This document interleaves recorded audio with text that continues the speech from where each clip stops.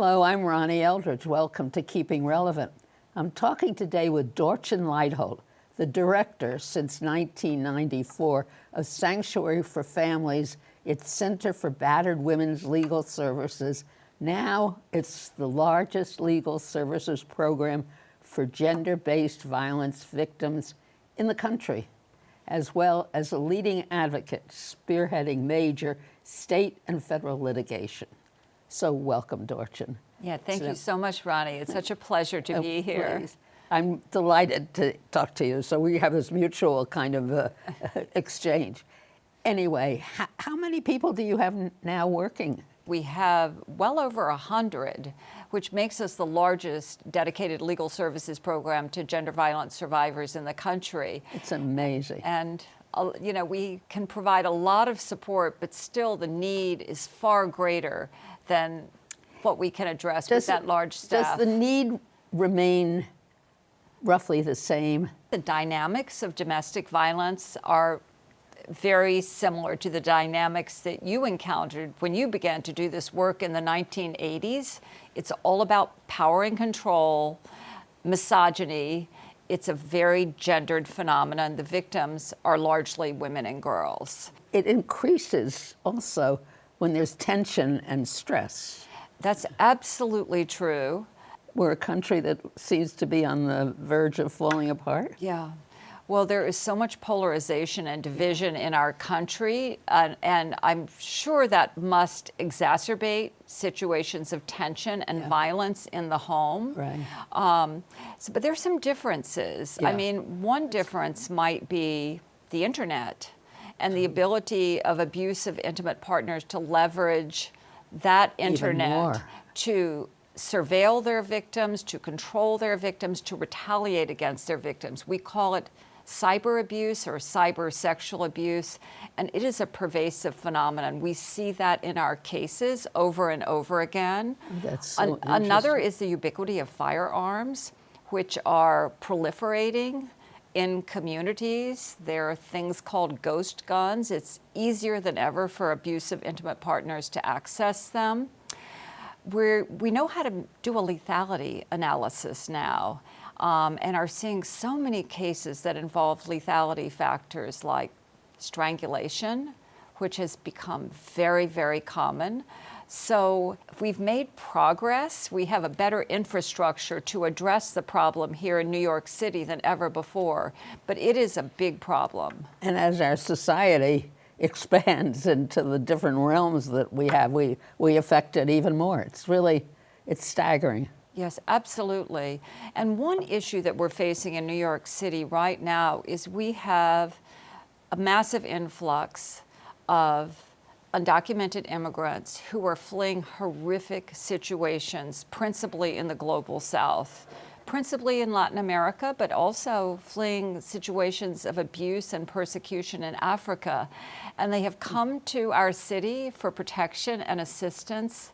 Many, many suffered severe gender-based violence in their home countries. That's why they're here and are at enormous risk here of domestic violence, of sex trafficking. So we are working hard to step up to the plate to address the needs of this new group of survivors. And what does that mean? I mean, what kind of the first legislation? The first thing is immigration legal help. And we have a large immigration project. These are typically immigrant survivors of gender-based violence that are in deportation proceedings, in removal proceedings. They need pretty sophisticated immigration legal help. They need to file asylum applications within their first year of arrival. And many don't speak English, are living in very substandard conditions, often in hotels in this city. The city has an asylum application help center that is doing amazing and wonderful work, but the resources far outstrip the need and the demand. And then they need all kinds of material supports, you know, starting with a safe place to live and assistance with issues of food insecurity, clothing, school for their children. This is an enormous need in our city. So does this get covered with federal legislation, or would it be part of the Violence Against Women, or does it get covered by states? Well, Or it's both? It's interesting in terms of the laws. Well, there are immigration laws that are federal laws that we need to access to assist these survivors. New York City has rolled out all different sources of support. And New York State is acutely aware of the problem. The governor has actually made funding available to increase the immigration legal services for this population. So it has to be the federal government, the state, and the city working together and understanding that this is a compelling need. And this is really, in many ways, we have a duty. We're a sanctuary city. You know, we should be stepping up to the plate and helping these vulnerable people, including many of whom are gender violence survivors. Sometimes the attitude that we hear at the city government level is one of frustration and anger, and I think we can communicate a more welcoming approach to these vulnerable people in our own backyard. Now, in the overall field of, in the area of migrants who've been coming in and across the border illegally and stuff, what percentage is female? I couldn't tell. I would say a very large percentage, and a very large percentage is women with minor children. The city hotels, it's mainly, if you stand in front of them, I couldn't tell you what right now, it's humanitarian something, but the city has made big hotels available to the migrant population, which I think is a necessity. And if you stand in front of those hotels, you see mothers and their children, mothers wheeling children in strollers. The need is great. The potential is also great as well. And I think what amazing contributions these mothers and their children could make to our society if we provide the help that they need now. In this area of polarization, political polarization, it's going to... And extreme anti-immigrant sentiment that is pervasive in our country right now, very troublingly. Right. It's really overwhelming when we see what's happening. It's a very challenging time. I mean, in addition to doing all this wonderful work you're doing, you were an early feminist. Yeah, I began to identify as a feminist when I was about 16 years old, and it was a long time ago. It was back in the 60s, yes, or maybe the 70s, So, I mean, where have we been? Yeah, well, we have our work. It sometimes feels like 2 steps forward and 1 step back. Let's hope it's not 2 steps back now. Right. But a lot of good work has been done. And just going back to gender-based violence in our city, we have a much stronger infrastructure to serve survivors than ever before. We have family justice centers that have their doors wide open to assist survivors of gender-based violence in every borough of the city, doing amazing work. Now, of course, they need more resources, but we didn't have that before. The first it was in Brooklyn. It opened its doors in 2005, and now we have this wonderful resource in every borough. Amazing. And also, we've added more protections. We've made many strides in legal protections for survivors, and certainly the ability to access protective orders, what those orders address. Custody remains a very challenging and fraught issue, and I wish I could say we've made a lot of progress in that area. So often, what we're seeing is courts are giving special priority to the non-custodial parent continuing to have great access to the child. And that means when the custodial parent is a domestic violence survivor, she may be placed in a very dangerous situation around child visitation.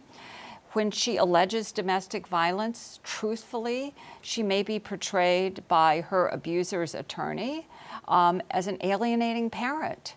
And judges are receptive to those arguments. We have a lot of work to do in the context of custody. And what about removing children in the cases of domestic violence? Such an important issue. And Ronnie, you were such a pioneer on the issue of the intersection of domestic violence and child welfare and so many other issues. I know you began to raise it as while you were in city council back in the early 90s. Yeah. But what was happening, and thankfully it is not happening to the extent it was when our child welfare authorities learned that there was domestic violence in a family, they would remove the child, put the child in foster care, and charge the victim with engaging in domestic violence, a very Orwellian term. And this was happening systematically. What we did that really made a difference is we brought a class action lawsuit in federal court, Nicholson v. Williams. We ended up with a wonderful judge. He is no longer living, Judge Jack Weinstein. He was superlative. And he really engaged with the issue. There were scores of expert witnesses, and ultimately he concluded that the city was systematically violating the constitutional rights of battered mothers. And that decision, coupled with a decision by our then Chief Judge Judith Kaye, who was another amazing leader in the judiciary, we don't see that happen as often as we did, but still there are challenges. And it was still common sense. I mean, a child who is in a home where the father is battering the mother, and they take the child away from both of them. Yes. I mean, it just... And so incredibly traumatic for those children. Oh, terrible. And then so often, once in foster care, the children suffered abuse in their foster homes. A whole stream of it. But you really started the work in this area. And I just want to right now underscore so many of the victories that our movement has seen is a result of work that you initiated back in the 80s and 90s. Yeah. And I just wanted to mention the issue of incarcerated. But also Alyssa Del Tufo. Yes, our Sanctuary for Families founder. Right. She really was an amazing advocate. She is still, but she's doing it differently now. Yes. Yes. But she was a pioneer and a force, so effective. Absolutely. We are so grateful to her. Right. Now, criminal justice. Yes. That, Karen Straw, do you remember that case? Absolutely.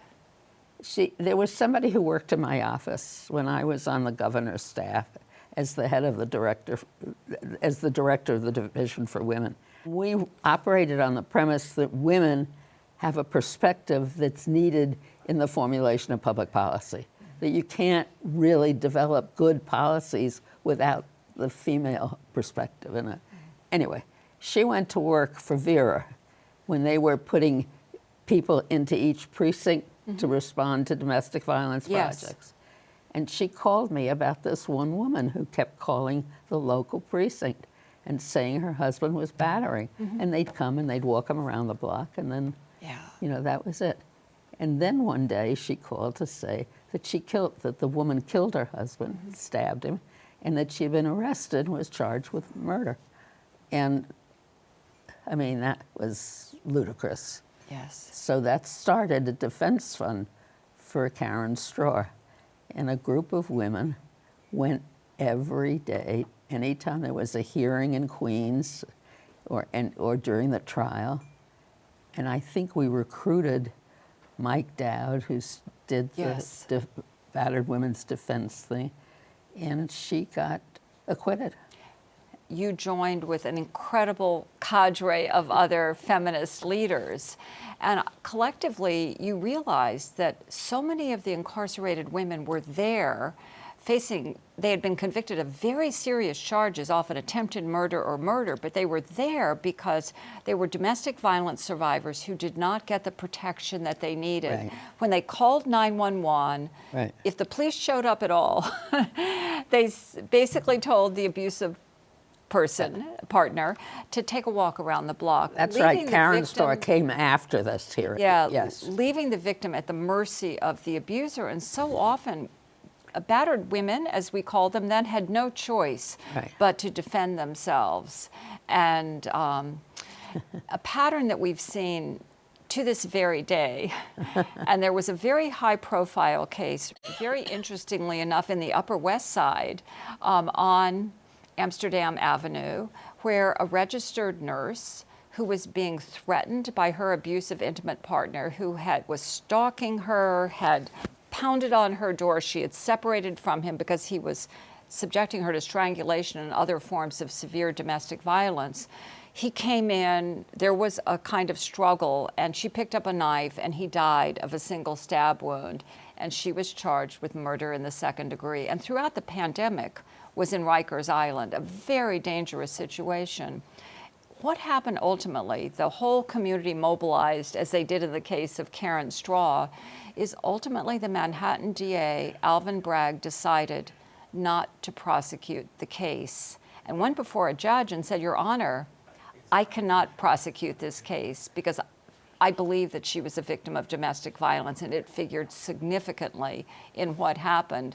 The judge didn't want to hear it, but DA Alvin Bragg stood his ground. The charges were dismissed. Great. I have to applaud him. I've never seen that happen. Right. But have we made progress in that area? We have made some serious progress building on the incredible foundation, because what you organized was a kind of speak out of incarcerated women about their experiences of... We had a hearing in Bedford Hills. Yes.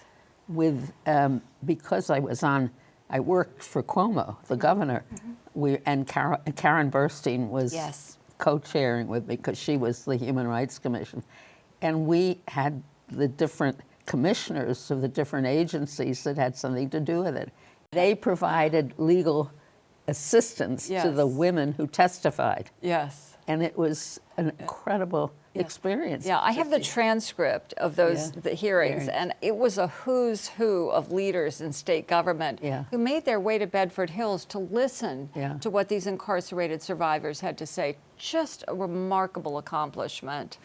So what kind of progress? Nowadays, now we have new legislation. We do, wonderfully. Yes. And we certainly at Sanctuary strongly supported it, but really many of the leaders were formerly incarcerated survivors, amazing leaders. It's called the Domestic Violence Survivors Justice Act. And it is a kind of resentencing mechanism that enables incarcerated survivors to basically have their sentences significantly reduced if they can show that there is a connection between the crime they were convicted of and the domestic violence they were suffering. And we have assisted many incarcerated survivors, help them get out as a result of the DVSJA. So that's a big step forward. But still, Ronnie, there are survivors languishing in prison. Some have been sentenced to life without parole, for example. We're working with one survivor for a crime that was the direct result of the domestic violence she experienced. I mean, she will never see light outside of a prison context unless something changes. And what really needs to change is Governor Hochul needs to grant clemency to survivors like this particular survivor. We have a clemency application on her behalf before Governor Hochul. So we have a lot of work to do in the areas of sentencing, resentencing, clemency, parole. But we are very much in this space. It is our Incarcerated Gender Violence Survivors Initiative, led by an amazing man, Ross Kramer, a seasoned criminal defense attorney that in many ways is the current Michael Dowd. Michael Dowd did so much in this area, and we owe so much to him. Yes, I just saw him the other day. It was fun because we were, two old people sitting talking about things. But it all fits in, fortunately, to some other campaigns about keeping people in prison too long. Yes, absolutely, it does. Yeah, and I hope that that's part of it, and that the women that are there get the same kind of help if it's possible. And ensuring that domestic violence survivors get the protection they need from law enforcement, so they don't have to defend their lives. Yeah, every once in a while, you read of a member of the police department who is both they're both victims and perpetrators. And Yes. it becomes very complicated, I would think. It's the attitude. I mean, and it's now engulfed in this aura around us of hatred and Yes. really viciousness and I just, where is our empathy?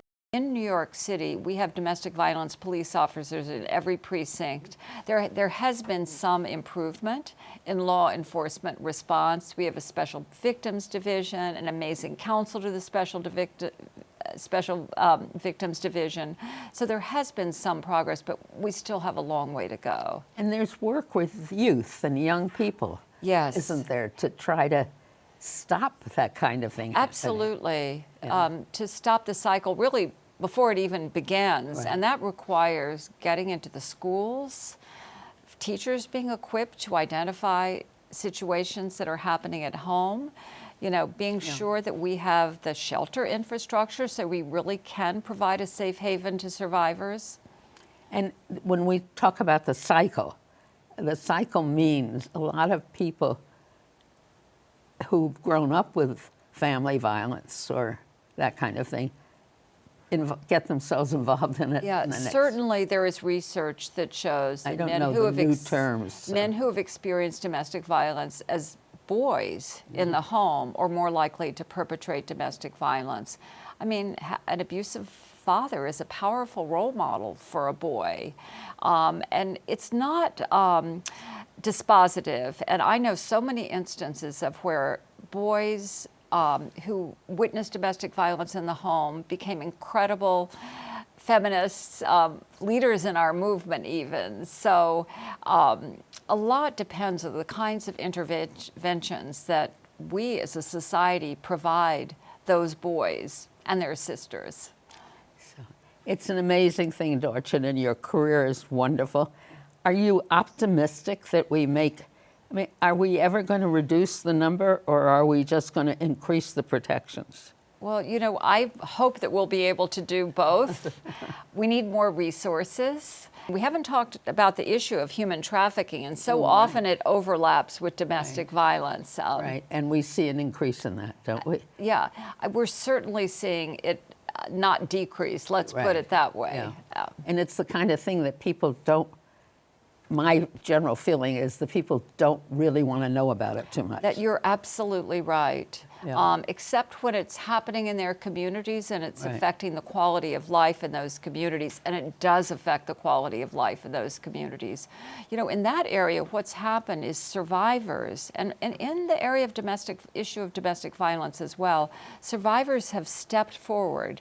They have become leaders, and they are talking in a very different, powerful, and immediate way about what domestic violence is, how we can change things, and why it's so urgently important. So this survivor leadership on the issue of human trafficking, on the issue of domestic violence, that gives me hope that we can affect change.